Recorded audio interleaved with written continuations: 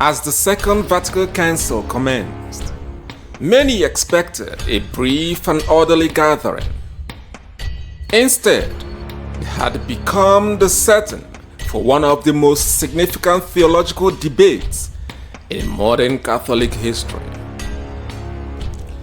Among the Council Fathers, different emphases emerged. Unfortunately, given the break allowed by John the 23rd, the number of modernists escalated almost overnight, having mingled with the wolves in sheep clothing during the break. In their numbers, they began to argue that the Church could express her timeless teaching with language more accessible to the modern world. Conservatives, on the other hand, remained unmoved on the notion that the clarity of the doctrines of the Catholic Church and her heritage must never be sacrificed for the sake of adaptation. They expressed serious concerns that the ambiguity filled in the new replacement schemas that were drafted in a matter of days might later be interpreted in ways never intended by the Council. No figure better represented the desire for doctrinal precision than Cardinal Alfredo Ottaviani. As pro-prefect of the Holy Office, he had spent decades defending Catholic doctrine against error. To many traditional bishops and conservatives alike, he embodied continuity with the Church's long theological tradition, whereas to numerous modernists, he represented a Berlin Wall. One incident became especially memorable. While addressing the Council and defending the Apostolic deposit of faith, Cardinal Ottaviani exceeded the allotted speaking time, and his microphone was switched off. The nearly blind cardinal continued speaking for a few moments before realizing that he could no longer be heard.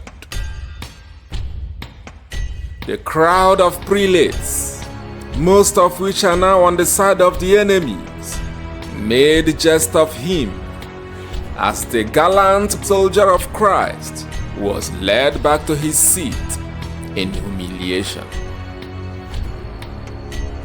For conservative Catholics watching from afar, that moment signified the last act of desperation to steer the ship back on the right track as received from the apostles.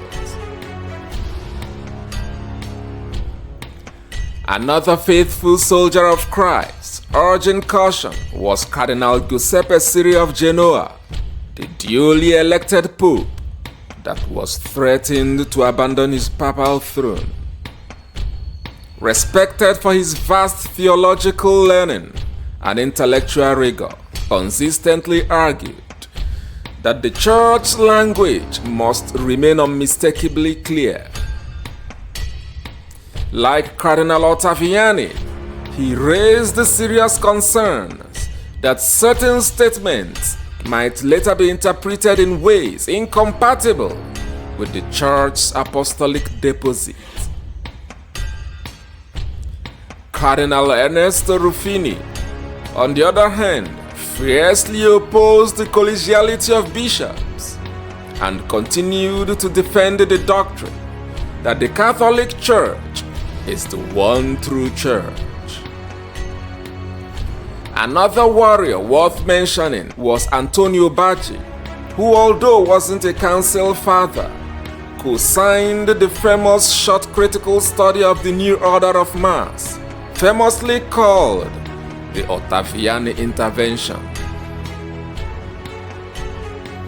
Then came Archbishop Marcel Lefebvre, former Superior General of the Holy Ghost Fathers participated actively in the council.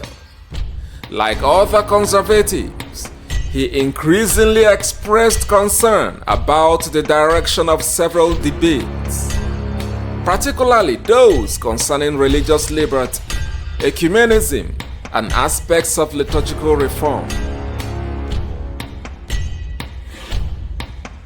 In the meantime, as the council progressed, days turned to weeks, weeks into months. John the 23rd grew weaker, and by June 3rd, 1963, he died.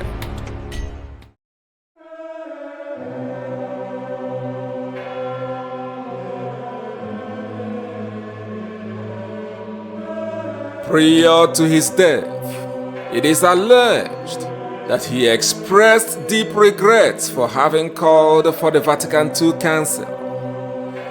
From his sick and dying bed, he called for the closure of the council, but his feeble voice, that of a dying man about to meet his Creator, didn't go past the four walls of the room he helplessly lay.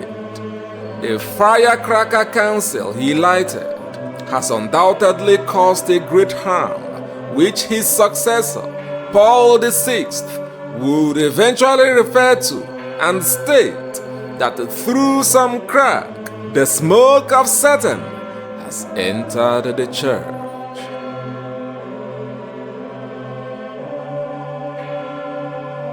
John the 23rd passing was mourned throughout the world. He had not lived to see the council completed, and many wondered, would his successor continue the council or bring it to an end?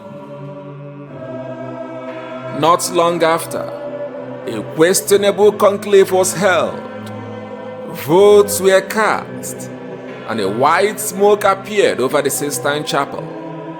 Crowds cheered, and a replacement of John the 23rd steps onto the balcony. His name was Paul VI. Within days of his election, he announced that the council would continue because its work is yet to be completed. The first battles had been fought, which is the complete overhaul of the schemas and the subsequent replacement with fresh ones. For the conservative bishops and cardinals who had gathered together under the name Totus Internationalis Patrum with a sole aim to resist the storm of errors at the council, their ultimate questions remained. By the end of this council, what would it ultimately teach? How would its words be understood? And perhaps most importantly, how would they be put into practice? The answers to these would eventually render the Catholic Church completely unrecognizable in the years that followed. Lord, we need you to dwell within us from this moment.